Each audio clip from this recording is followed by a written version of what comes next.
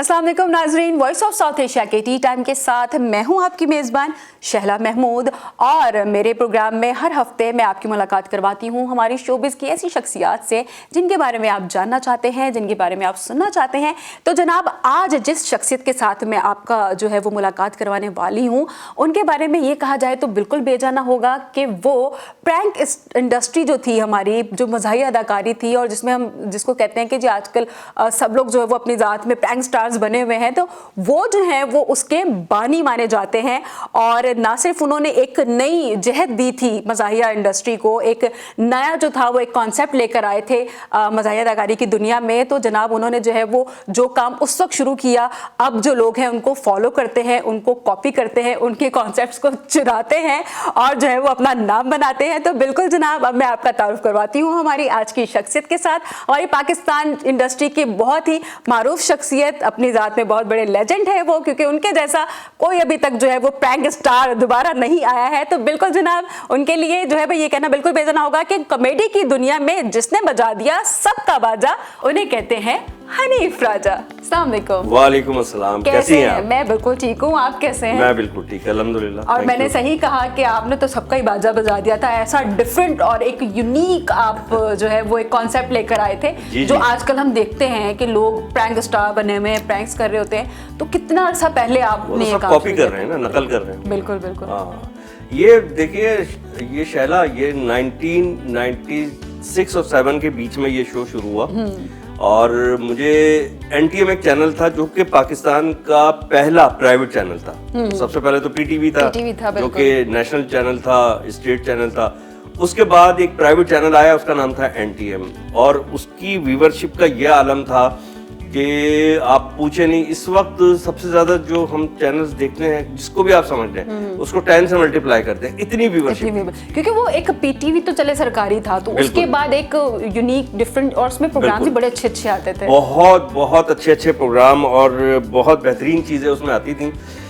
अच्छा, उन्होंने मुझे कॉल की, उन्होंने कहा कि हनीफ साहब, आधे घंटे का हमारे पास एक स्लॉट है और उस स्लॉट में आपका कोई शो चाहिए।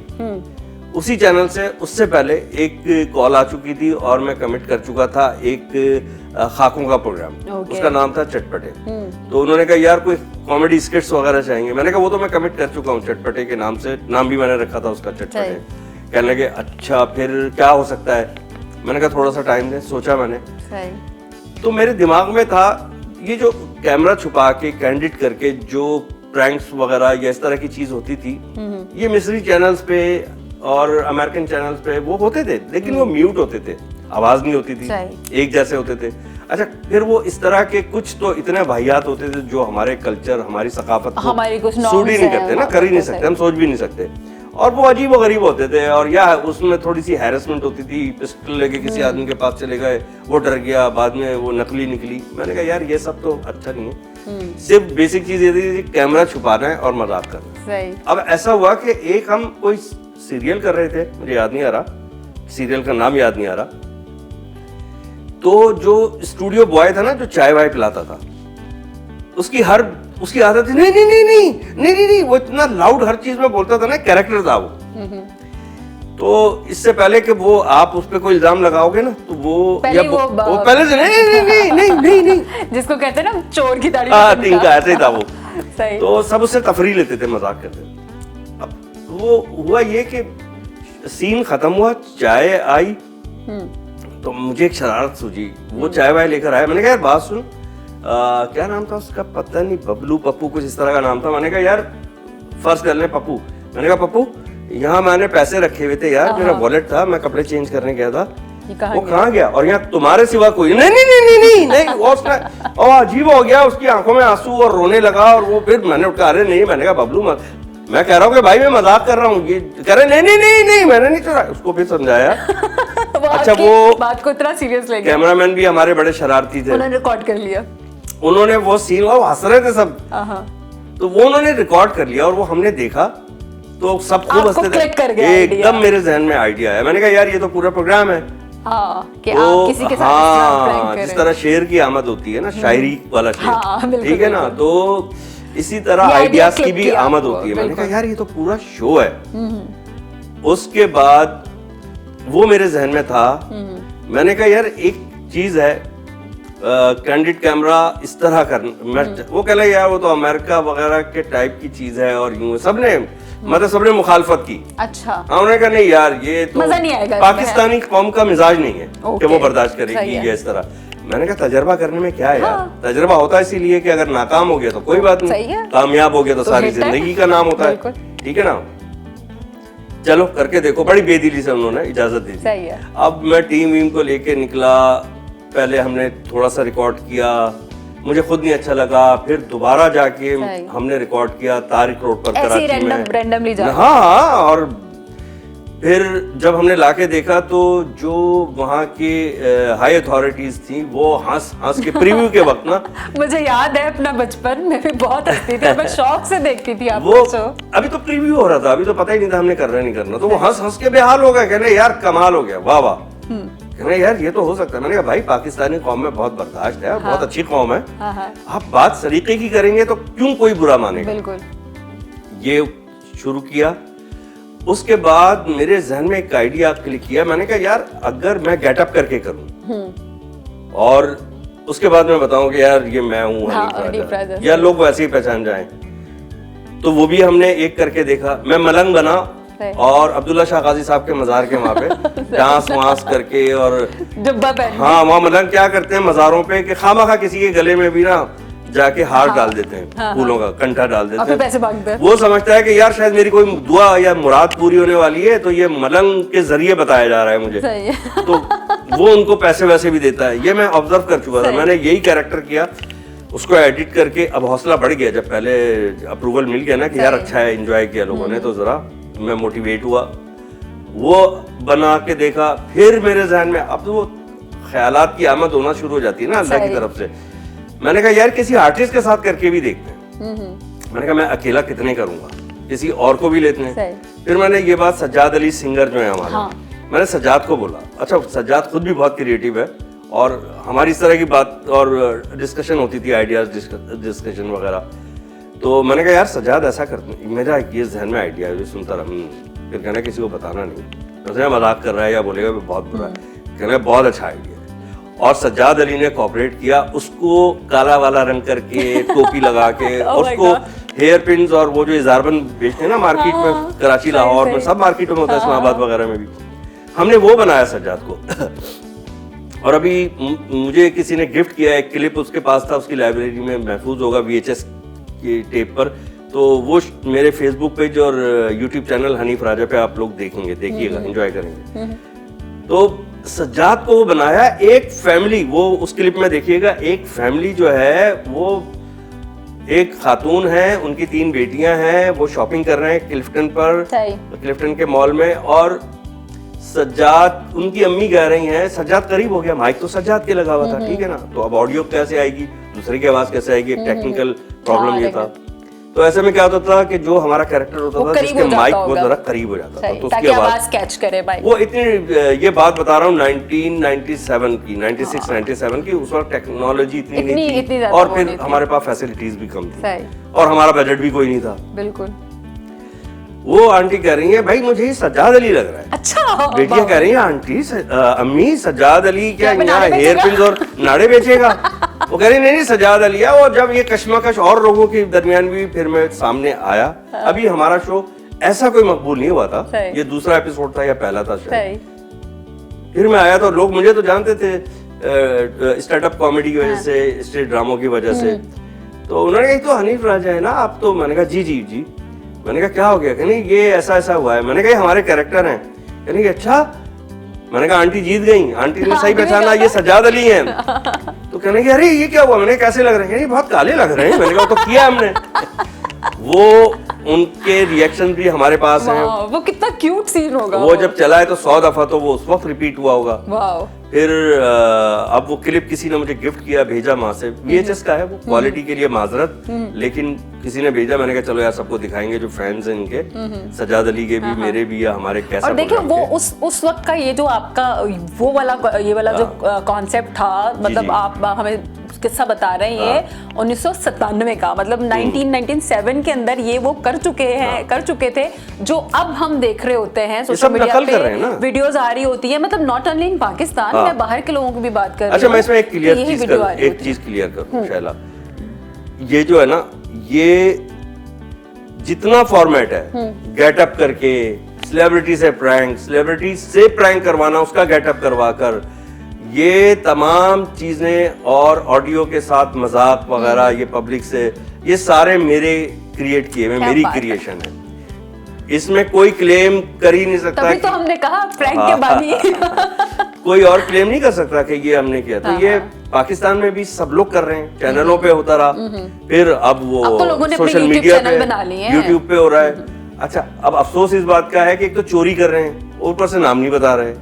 ठीक है ना, तो नाम बताना चाहिए, क्रेडिट देना चाहिए। बिल्कुल नहीं, वो नहीं दे रहा तो बहुत अच्छा कर रहा है। जो भी कोई क्रेडिट नहीं दे रहा ना, तो फिर जिसको पता है, सारी दुनिया को पता है, वो कहते हैं हनीफ राजा की नकल है यार। हाँ। कैसे की नकल है यार? मेरे ख्याल में आपको लोग कहते भी होंगे, आपके सामने के कहते क्या है, मेरा जो YouTube चैनल है उसका नाम है हनीफ राजा, और फेसबुक पेज उसका नाम भी हनीफ राजा है। उस पे इतने माशाल्लाह मेरे फॉलोअर्स हैं, वो कमेंट्स कर रहे होते हैं, यार ये फलाना आपका कॉपी किया है, फलाने ने कॉपी किया है, ये चोर है, वो चोर है। तो बस ये, उसके बाद फिर उसका दूसरा वर्जन आया, वो था छुप छुपा के, जो ARY डिजिटल से ऑन एयर हुआ और 9 साल चलता रहा। और अब मेरे फेसबुक पेज और यूट्यूब चैनल हनीफ राजा पे उसके क्लिप्स भी मौजूद हैं, और बहुत जल्द इसी को एक नई शेप में भी लाएंगे बिल्कुल इंशाल्लाह। और मजीद हनीफ साहब के जो क्या क्या आगे की जो प्रोजेक्ट्स हैं उनके बारे में हम बात करेंगे। यहाँ वक्त हुआ चाहता है एक छोटे से ब्रेक का, आपने कहीं नहीं जाना है, देखते रहिए voice of south Asia.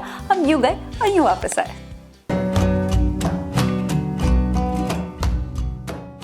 Welcome back जनाब, आप देख रहे हैं वॉइस ऑफ साउथ एशिया का टी टाइम, और टी टाइम में मैं हूं आपकी मेज़बान शहला महमूद, और हमारे साथ जो हम गुफ्तगू कर रहे थे ब्रेक पर जाने से पहले, हनीफ राजा हमारे साथ मौजूद हैं। मेरे तो बचपन से आप फेवरेट रहे हैं, और आपका जो शो था, मैं भी बच्चा ही था उसको। कैसा जो था वो मैं इतने शौक से देखती थी। अब मुझे ये बताएं कि जो कैसा का भी जो एक कॉन्सेप्ट, जाहिर सी बात है, आपने कहा था कि आमद होती है, तो वो एक मोस्ट पॉपुलर शो बन गया उस वक्त। ये भी मेरे ख्याल में लेट 90s में ही किया था आपने। कैसा जो हुआ है 1996 में डेवलप होना शुरू हुआ, और आखिर 96 के लास्ट मंथ में उसका पहला एपिसोड गया है शायद। तो इस तरह आप ये कह सकते हैं कि 96-97 में स्टार्ट हुआ है। तो फिर सही कहा ना, मैं बची थी उस वक्त। खैर, तो वो मुझे ये बताएं कि आजकल हम जिस तरह से देख रहे हैं, जिस तरह के लोग आपको कॉपी कर रहे हैं, आपका पूरा फॉर्मेट चुराया हुआ होता है। मतलब चुराना मैं इसलिए कह रही हूँ क्योंकि मैं बजाते खुद देखती रहती हूँ चीजें, तो वो देख के ही होता है कि यार ये तो, क्योंकि मेरी बचपन की बहुत यादें हैं आपके उन शोज के साथ, तो वो बिल्कुल सेम एज टू उसमें सेम कॉपी किया हुआ होता है।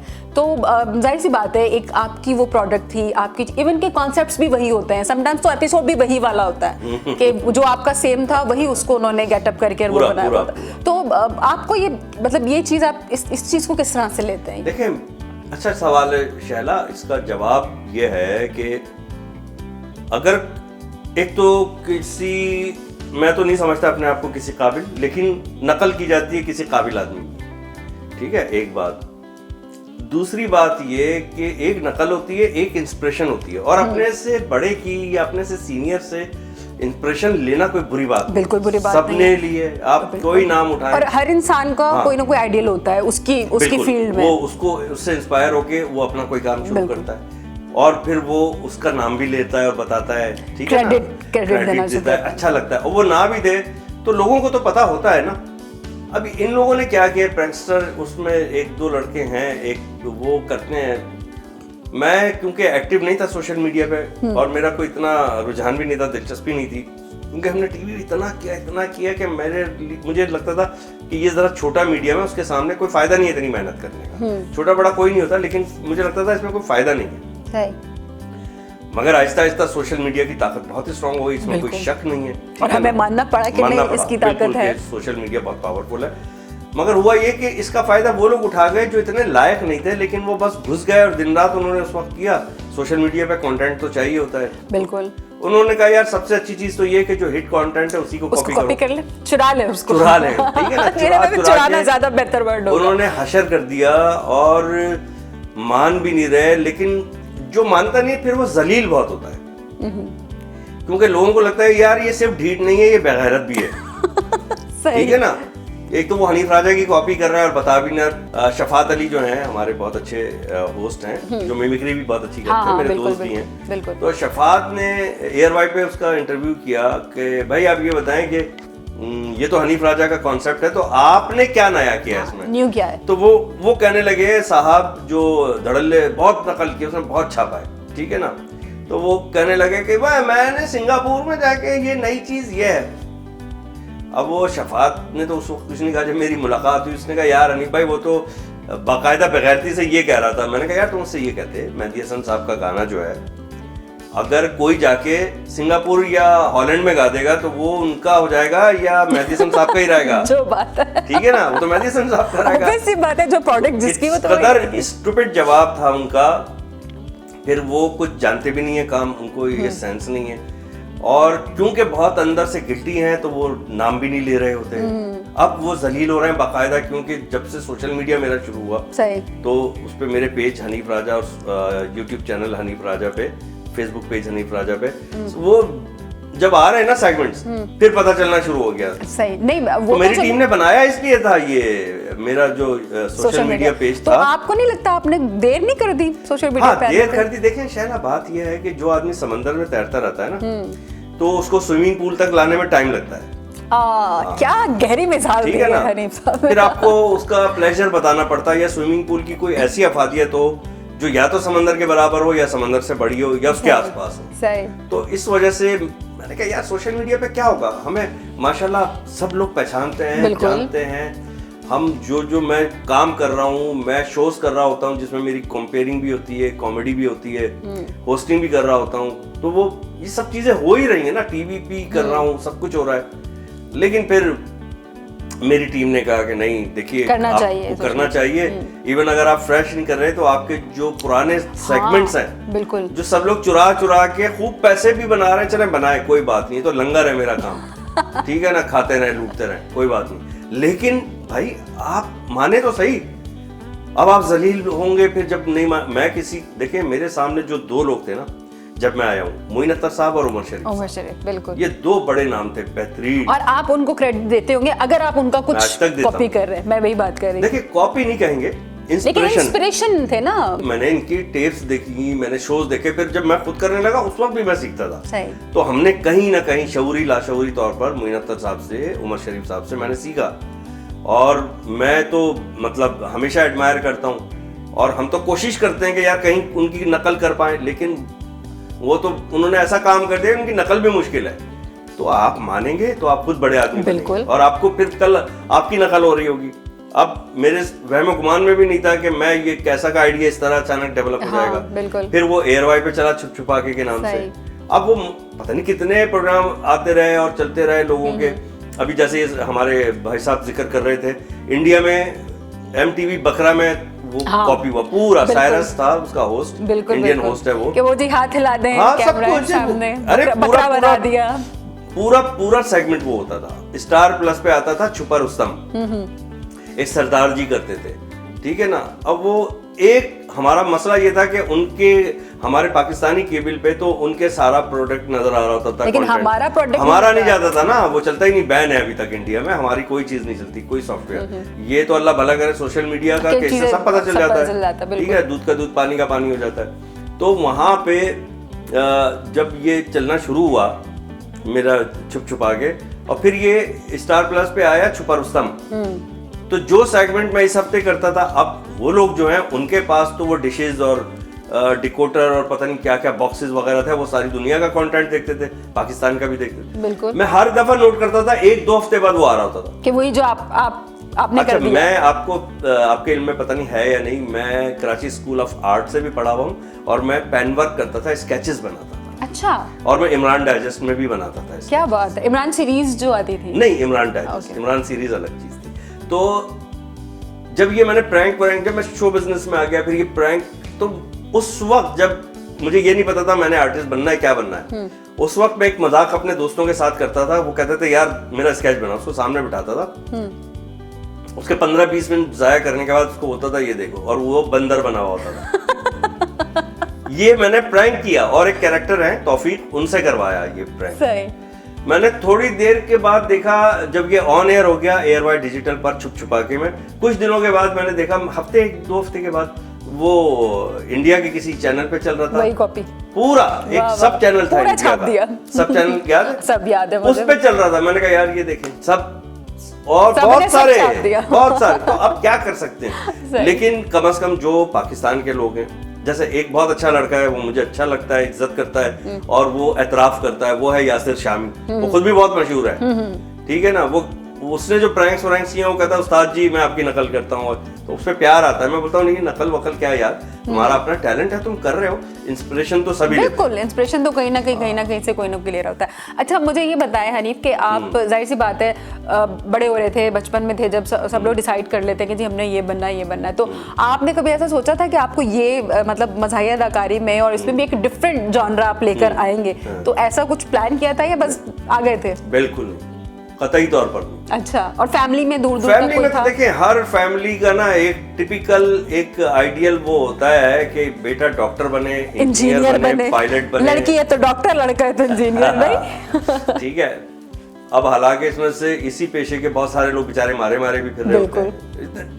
सबको डॉक्टर इंजीनियर बना देंगे तो बाकी काम कौन करेगा? जो बात है। हाँ, तो आपके लिए क्या डिसाइड किया था घर वालों? मेरा कोई रुझान इस तरफ था ही नहीं, घर वालों ने कुछ तो डिसाइड किया। उन्होंने कहा भाई वो इंजीनियर बनाना चाहते थे, सही, जो सबके घर वाले चाहते, लड़का होता इंजीनियर, लेकिन मैं बन नहीं सकता था, मेरा मिजाज ही आशिकाना था, कुछ क्रिएटिव। हाँ, मेरा मिजाज था आर्टिस्टों वाला, जो होता है वो लेके पैदा हुआ था मैं, तो मैं क्या कर सकता था। सही।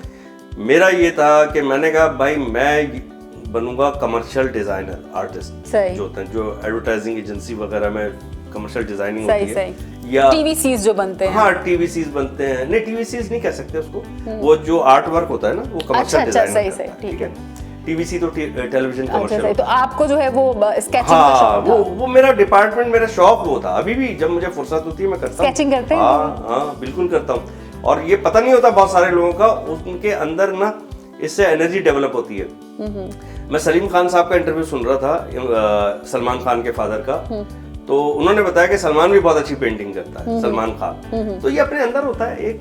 तो मैं तो बनना मुझे आर्टिस्ट ही था, लेकिन मुझे पेंटर वगैरह, स्केचेस वगैरह इस तरफ जाना था, लेकिन मैं विटी था शुरू से, जो लोग कहते हैं। तो मेरे दोस्तों ने मोटिवेट किया कि यार इसको जरा तुम किया तो करो। स्कूल में किया, कॉलेज में किया, उसके बाद ये तो एक लंबी जर्नी है। आपके ब्रेक का वक्त हो रहा है, वो मैं अगर आप पूछेंगी तो बाद में बताऊंगा। बिल्कुल। लेकिन फिर जब मैं इधर हिट हो गया, पैसे बहुत आने लगे, तो फिर आपने अपने उस शौक को, मैंने यार स्केच बनाने के पैसे तो बहुत दिन बाद मिलते हैं, काम यही होना चाहिए। ये ज्यादा अच्छा है कि आपका शौक भी पूरा हो रहा है और पैसे भी आ रहे हैं। बिल्कुल, वो जर्नी भी हम जरूर सुनेंगे। हनी भाई हमारे साथ है इस वक्त, और क्योंकि वक्त ब्रेक का हुआ चाहता है, तो बस हम ब्रेक से अभी वापस आते हैं। आप देखते रहिए voice of south Asia.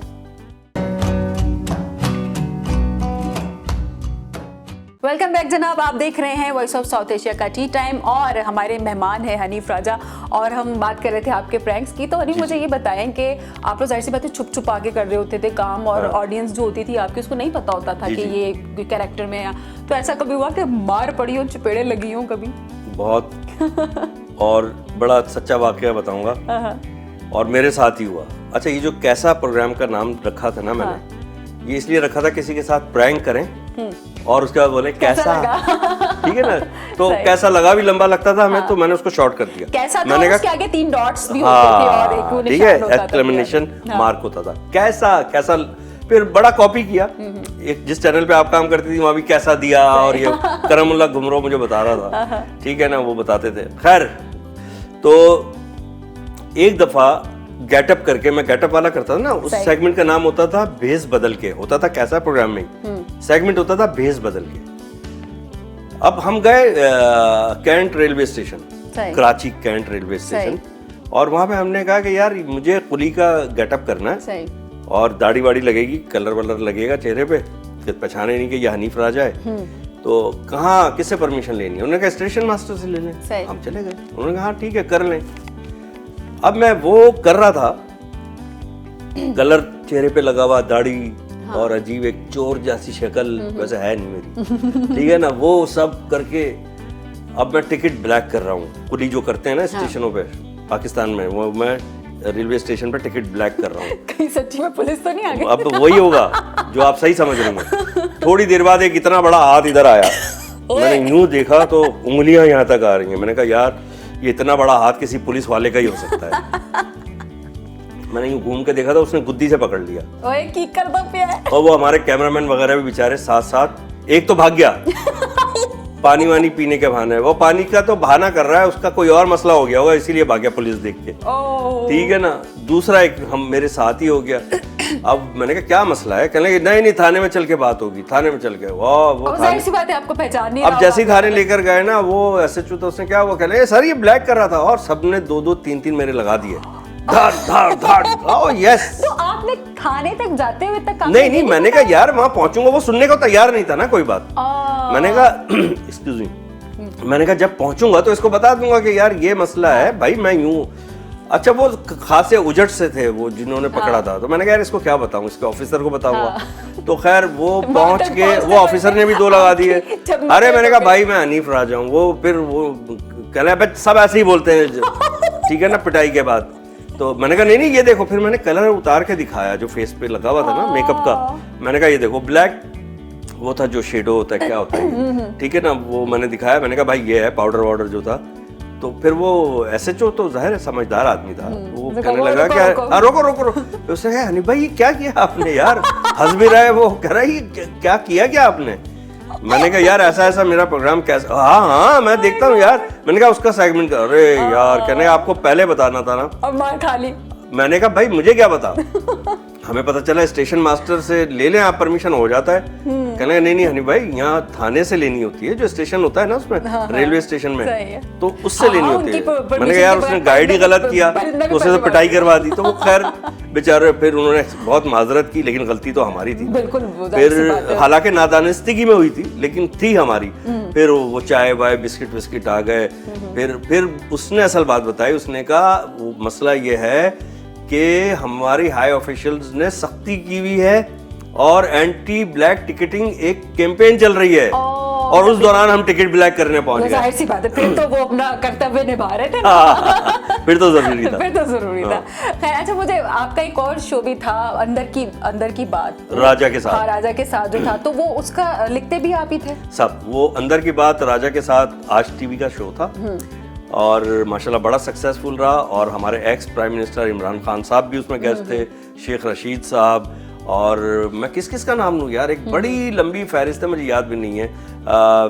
Javed Iqbal साहब, अल्लामा इकबाल रहमतुल्लाह के साहबजादे, और उनकी बेगम नासरा इकबाल, और जस्टिस नासरा इकबाल साहिबा।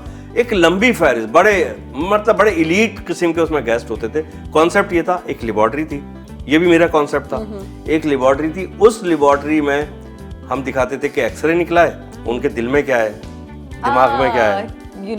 हाँ तो और फिर एक रिपोर्ट आती थी कि भाई आपके अंदर शैला का अगर हमने एक्सरे निकाला और शैला को हमने ऑब्जर्व किया है तो इनकी रिपोर्ट में क्या आया है, इनके टेस्ट वगैरह जो हुए हैं, तो पता चला जी शैला के अंदर 2000 जो हैं रोमांटिक सेल्स हैं, शैला के अंदर इतनी जेलेसी लेवल इतना है, एंगर गुस्सा इतना है, माफ कर देने का मादा इतना है, ये इस तरह की चीजें थी। तो वो बहुत हिट शो था अंदर की बात राजा की। अच्छा मुझे ये बताएं कि ये एक रेलवे प्लेटफॉर्म वाला किया था एक्सप्रेस पर, उसमें मैं स्टेशन मास्टर ही बना था, वो वाले नहीं जिन्होंने परमिशन दी थी हमें। अच्छा मुझे ये बताएं हनीफ कि ये जो इतने यूनिक से और क्रिएटिव से ये हनीफ पर ये आमद मुसलसल होती कैसे है? ये अल्लाह की तरफ से, मतलब बहुत डिफरेंट कॉन्सेप्ट होता है। अल्लाह की तरफ से उसके सारी जो स्क्रिप्टिंग वगैरह होती है सब मैं करता हूँ। अभी मैंने रमजान में अपने यूट्यूब चैनल और फेसबुक पेज के लिए, जिसका नाम हनीफ राजा है, तो उसके लिए मैंने किया था इफ्तार ड्राइव।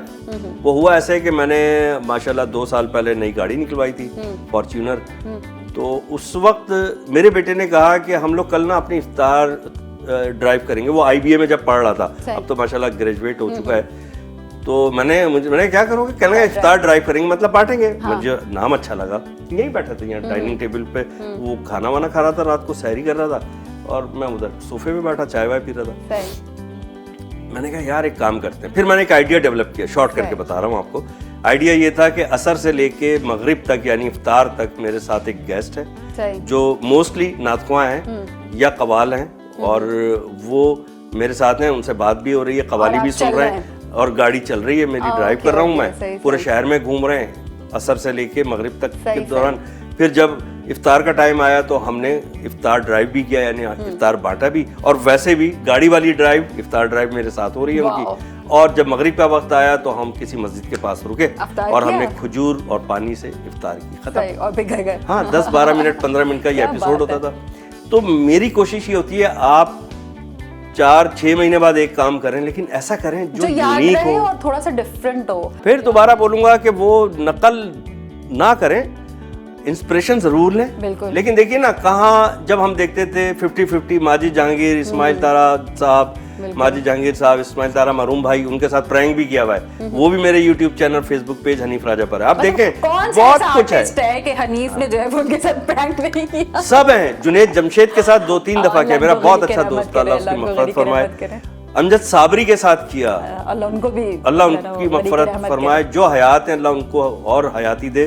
उन सब लोगों के, सब मेरे दोस्त हैं, बहरोज सब्ज़ारी साहब के साथ इतनी 2 या 3 दफा किया, और किसका नहीं है, अब मैं नाम लूंगा तो आपके प्रोग्राम का टाइम 6-7 घंटे का हो जाएगा, इसलिए आपके व्यूवर्स से मेरी रिक्वेस्ट यही है, अगर आप मेरे प्रैंक्स वगैरह, मेरे शोज देखना चाहते हैं जिन जिनका जिक्र हुआ है, वो आप देखें हनीफ राजा यूट्यूब चैनल और हनीफ राजा फेसबुक पेज, आप टाइप करेंगे सारी चीजें सामने होंगी। यानी जो मेरी तरह अपने बचपन की कोई यादें दोबारा से रिवाइव मैं भी बचपन में छोटा ही था, मैं भी। आप थोड़े से बड़े हो गए, मैं तो बहुत ही छोटी थी, और मुझे याद है कि मैं स्कूल से आती थी तो मैं जल्दी मुझे होता था कि मैं ट्यूशन फटाफट पढ़ लूं, क्योंकि वो 6 बजे के बाद की टाइमिंग होती थी, 7:30 बजे तकरीबन। हाँ, तो मेरा ट्यूशन टाइम वही 6-6:30 तक हो रहा था, तो मुझे होता था नहीं, मैंने टीवी वो आता था मंडे को 7:30 बजे। कैसा वो मोस्ट फेवरेट शो था, और वो आज तक अभी भी मेरे पास जो मैसेंजर पे और कमेंट्स आते हैं यूट्यूब पे और उस पे मेरे फेसबुक पेज पे ना, तो उसमें मतलब 90% जो है कैसा का जिक्र,